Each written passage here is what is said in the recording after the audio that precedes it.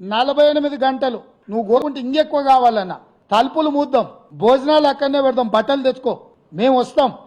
మామ అల్లుడు మీరు ఇద్దరు రాండి, లేకపోతే ఎంబడి కొడుకుని తెచ్చుకోరు, అవతల మీ బిడ్డ ఉంటే ఆమెను కూడా ఉమ్మడి సమావేశాలు పెడతాం. ఒకవేళ చర్చ చేద్దామంటే శాసన మండలి శాసనసభ ఉమ్మడి సమావేశాలు ప్రత్యేకంగా ప్రాజెక్టుల మీద జలాల మీద చర్చ పెడతాము. మాకెవ్వరు లేరు, నేను మా ఉత్తమ్ కుమార్ రెడ్డి గారు ఇద్దరమే మాట్లాడతాం.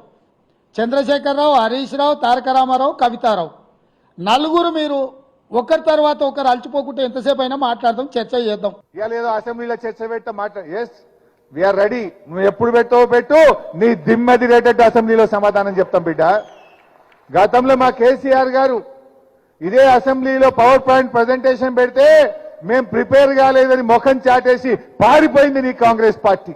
బట్ మేము అట్లా పారిపోం, నీ దిమ్మ తిరిగే సమాధానం చెప్తాం. మేము తయారుగా ఉన్నాం.